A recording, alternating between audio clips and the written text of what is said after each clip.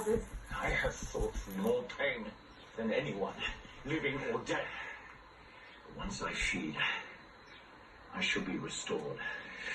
Not on you. You, my dear, are leverage.